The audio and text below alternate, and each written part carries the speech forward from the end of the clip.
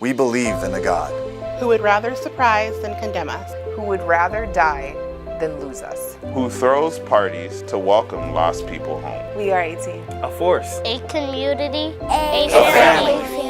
filled with the humble wonder of serving a surprising God. We practice radical generosity, Experiencing life together. And the willingness to be used by God. Anywhere, anytime. We exist to share this God with a world that needs Him now more than ever. We welcome anyone to join us, regardless of their past. Because our God promises a better than expected future. Thank you for watching.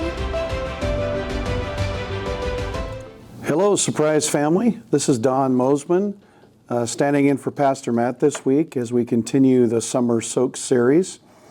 And just as a reminder, the unique thing about our summer series, right, is we're taking one Bible verse a week, hoping that you take the time and the opportunity to try to memorize that Bible verse. But in addition to that, we're going to dive deep into the context and the meaning and how this particular verse can serve us. So, to start off with, forgiveness is a major part of what we're going to learn about today.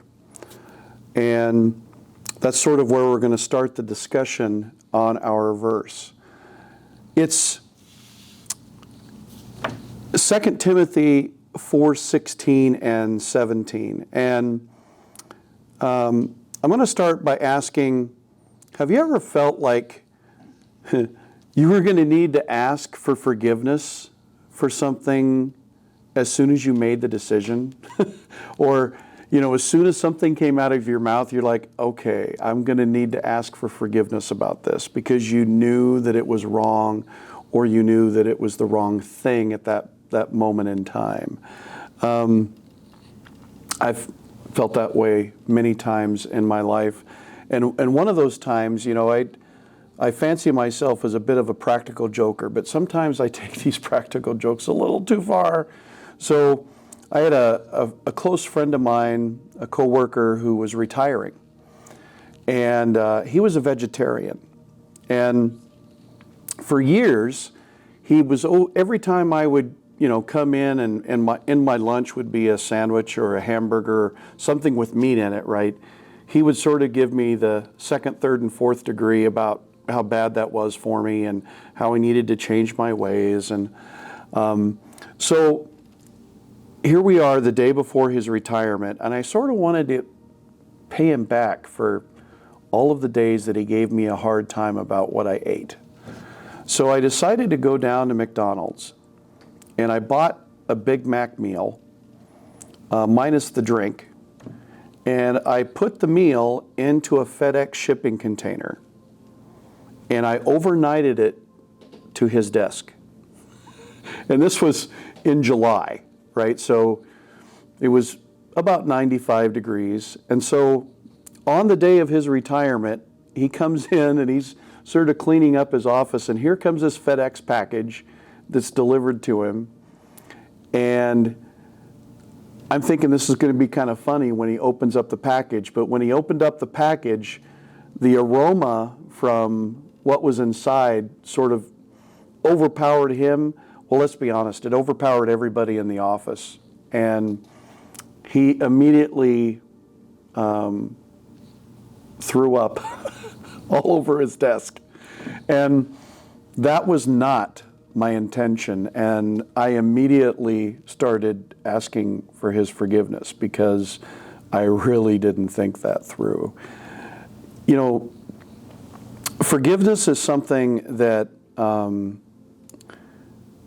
we try to quantify, and we try to put parameters on when and where and how we should give it. But we're forgiven for everything, but we don't forgive people that are close to us like we should. And so we're going to start our discussion there today.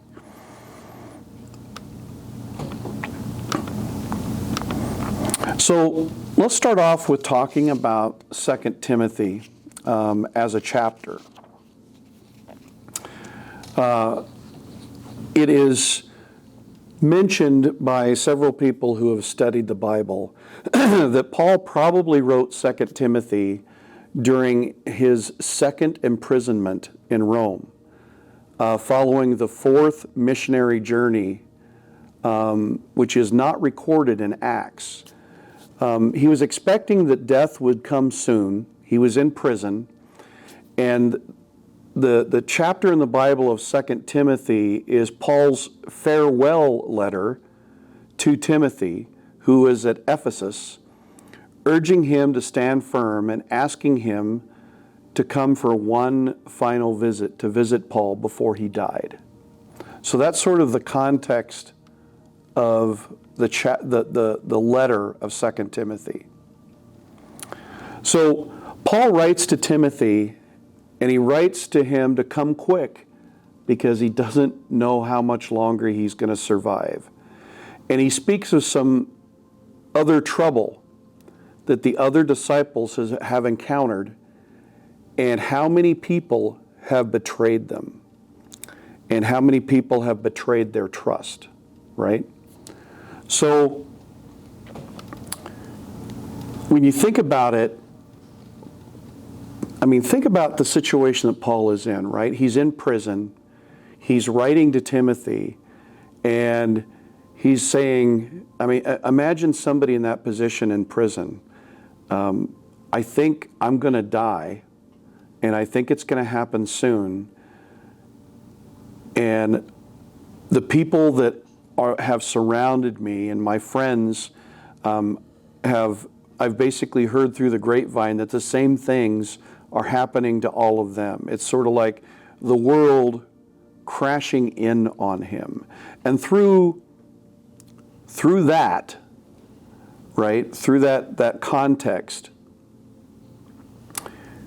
he writes this letter. And in verse 16, right, he writes, "At my first defense, no one came to my support, but everyone deserted me.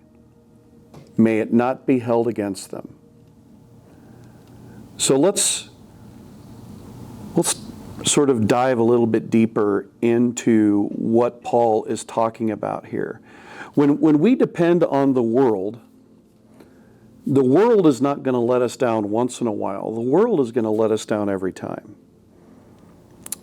Now think of, who do you depend on? Do you depend on your family, your brothers, your sisters, your parents, your spouse, aunts, uncles, friends? Maybe it's people at your work. Maybe it's something as simple as, a warranty on something, right? When you buy something and it comes with a warranty, you expect not to be let down, okay? Last year, Angie and I bought a camper. And, when you buy something that's new, and it comes with a warranty, you sort of expect that it's going to work. And the initial warranty on the camper was for a year. So we had a few things minor that, needed to be fixed within that first year, but nothing too major. And then literally 2 weeks after the first year warranty is up, virtually everything in the camper started breaking. I mean, the water heater, the paneling inside the walls started popping off. It started losing bolts. The tensioners on the slides started going bad. The things that were holding the cables underneath the trailer all disintegrated and ripped out. I mean, just virtually anything and everything in the camper that could go wrong went wrong. And when you think about a warranty, it's sort of a promise, right? It's a promise that, hey, you gave us this commitment, or you gave us this amount of money, and we promise that because you did that, this is what you're going to get in return. Now, what happens when people promise us things and they don't deliver? How How deep down the rabbit hole are we willing to go with the lack of forgiveness that we're willing to extend?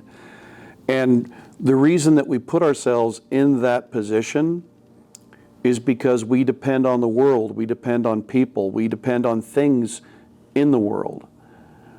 When there's only one true friend that will never disappoint us, and that's Jesus. But way too many of us focus and we put ourselves in a position where we rely on our happiness and on our everyday living to come from people, to come from things. And when we do that, it's never going to work. So there's so much that we can learn from these two passages in 2 Timothy. So let's talk about the expectations that we place on ourselves and we place on other people when it comes to our warranties, right? And what we expect from others. So think about how often you have been let down when you thought or assumed that somebody had your back. Right? Think about people through your life experience that have really, really disappointed you. And here's the thing, people that you don't get along with and people that maybe aren't really very important to you, when they disappoint you, we sort of brush that off, right? But when we're disappointed by people who are close to us, that's when it hurts us the most. That's when it cuts the deepest. And typically that's friends and family. And that's when we choose whether or not we're going to forgive that person based on, that situation or the time frame or who they are or what has happened. So as we have these things happen to us, and friends and especially friends, because the difference between friends and family typically, now, yeah, family moves through your life. Like you might live by your family and then you move across the country or you move to another state and then you're separated from them. But in reality, one of the major differences between friends and family is friends rotate through our lives, right? We have a friend for a year or 2 or 5 or 10, and then maybe they're gone. Maybe they get married. Maybe they move. Right? Whereas family, whether we get along with them or not, we're still related, right? And so, but friends move in and move out of our lives throughout our lifetime. So I don't know about all of you, but my definition of friendship has changed over the years. And that has had an impact on how I forgive and my ability to forgive. In other words, think about when you were a teenager. We typically befriend people quite easily when we're young. What do we expect out of a friend? Well, they showed up at my party, or they gave me a ride when I needed one. The expectations we put on to call somebody a friend is pretty low. But as we get older, we realize that true friendship has a much more different definition. I think of a friend of mine, when I was in the military, because of the job that I had a really sensitive job, and I had the highest security clearance in the United States. And because of my security clearance, I had special rules I had to follow. So I was on leave in Denver, and I had reconnected with my old high school best friend who was my age. He was working locally in Denver. We hadn't seen each other for a couple of years since I went into the military, and he sort of moved and did his own thing. And in those couple of years that we had separated, right, he had a much different life path than mine. He had gotten involved with drugs, with alcohol, a whole bunch of other things. But we had known each other we'd been close since we were in 5th grade. And so it really didn't dawn on me to not have him as a friend just because he was doing a whole bunch of things that I chose not to do. So he decides to throw a party for me at his apartment, and sort of a welcome home party for Don, right? And so I show up, and there's a whole bunch of people already there, and I had been there maybe, I don't know, 20, 25 minutes, and his sister, who I also knew, she was 2 years younger than us, shows up, and she shows up at the party and brings a relatively large quantity of illegal drugs. So now I'm in the apartment, there's a party going on, there's illegal drugs on the premises, and because of the special program that I was in the military, had, the neighbor, the next door neighbor in the apartment building called in a noise complaint, and the police would have showed up. Other people there might have gotten a warning. They might have gotten, a charge on something, but had I been caught there at that moment in time, I would have been court-martialed. And I would have been sent to federal prison for a minimum of 10 years. Just for being there, not for consuming anything. So I went up to my friend, his name was Sean. I went up to Sean, I said, you know what, this ain't happening. I can't be here. I love you as a friend, and so why don't you reach out to me sometime tomorrow, and we'll, go have lunch or do something else, but I can't be here. And I left. So he calls me the next day, and we meet up for lunch, and we start talking about things, and he never even brought up the fact that I left the night before. He didn't bring up anything that happened. In fact, throughout the next several years, we never even talked about it once. In other words, he didn't judge me on my decision to leave. He respected that just wasn't for me. And because of that, we remained friends, even though we took totally different paths. In fact, a couple years later, he actually ended up in prison. But even throughout my whole career as a law enforcement officer, we remained friends because he didn't judge me and I didn't judge him. So we learn as we go through life, right, that true friendship is when you trust and love and accept people for who they are. You don't try to change them into who you want to be. And true friendship is unconditional, just like there's unconditional love. A true friend is there anytime and every time you need them, not just only when it's convenient. And the only one true friend we have, the only true friend that we have that won't let us down ever, is Christ. So, the most difficult task any one person is called to perform is to forgive. And make no mistake, biblically, we are all called to forgive.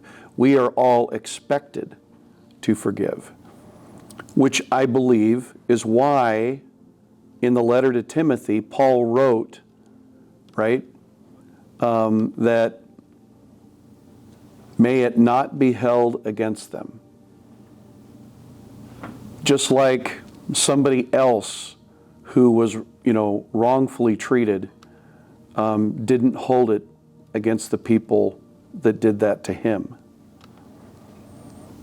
So I collected a few quotes on forgiveness. I want to share a few of these with you. The first one is from Gandhi. It says, "The weak can never forgive. Forgiveness is the attribute of the strong." Maya Angelou, who is a very famous poet and writer, she said, "Forgiveness is one of the greatest gifts you can give yourself." Because in order to forgive others, we have to be willing to forgive ourselves. And finally, from Sparks, who is another famous author, he said, to forgive is to set a prisoner free, and then you discover that the prisoner was you. When we fail to forgive people who have wronged us, the people that we imprison are not them, it's ourselves. So the whole two verses of 2 Timothy 4, right? At my first defense, no one came to stand by me, but all deserted me. May it not be held against them. But the Lord stood by me and strengthened me, that through me the message might be fully proclaimed and all the Gentiles might hear it. So I was rescued from the lion's mouth.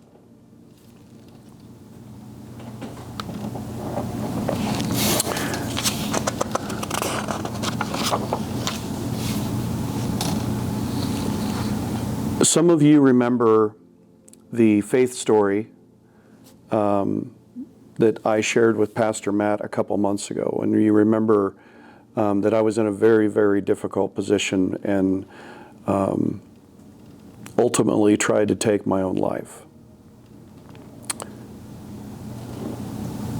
When I look back at what happened on that day, and you know, and just for those of you that might have not been there when I shared that story, at the moment in time when that was about to happen, I had started my vehicle in my garage. My cell phone rang. I forgot that I'd put my phone in my pocket, and it was the pastor of my church at my front door. And so I know that I was saved that day, but the question is why? And I've had a long time, about a decade, to look back on this. And I now know that He didn't save me because I'm a great teacher. He didn't save me because I'm a great father. He didn't save me because my wife needed me. He saved me because of what 2 Timothy 4 just stated. So that the message might be fully proclaimed and all may hear it. He ultimately saved me so that I could stand with you today and proclaim this story for you. So 3 things I want you to remember. You are not alone. He is the only friend that will never abandon you. And the only person that we truly need in our life is Jesus. It's great to have everybody else, but the only person that we truly need is Christ. I heard a new song just a couple of days ago called "The Man on the Middle Cross." It's a new song written by a Christian artist. Beautiful, beautiful song. But it reminded me that the man on the middle cross suffered, and then He forgave those who wronged Him and those who killed Him, lest we forget the example that He has set for us. So He will not desert us. And if people disappoint us and desert us, forgive. Move on. The Lord will stand by you, and He will use you to proclaim His message. That is the meaning of 2 Timothy 4, 16 and 17. Thank you all for your time. God bless you all. Have a great rest of your day.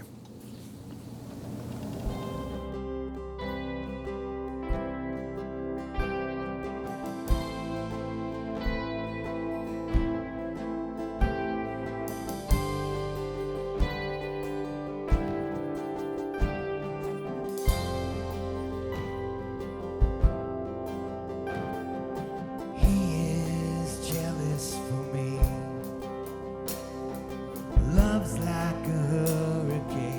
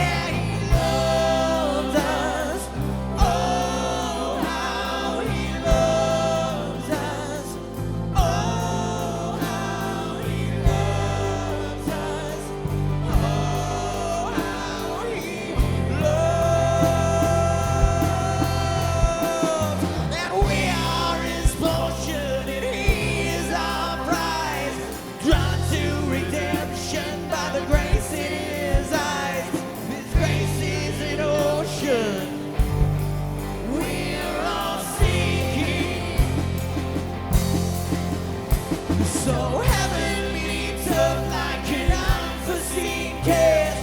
My heart turns violently inside of my chest. I know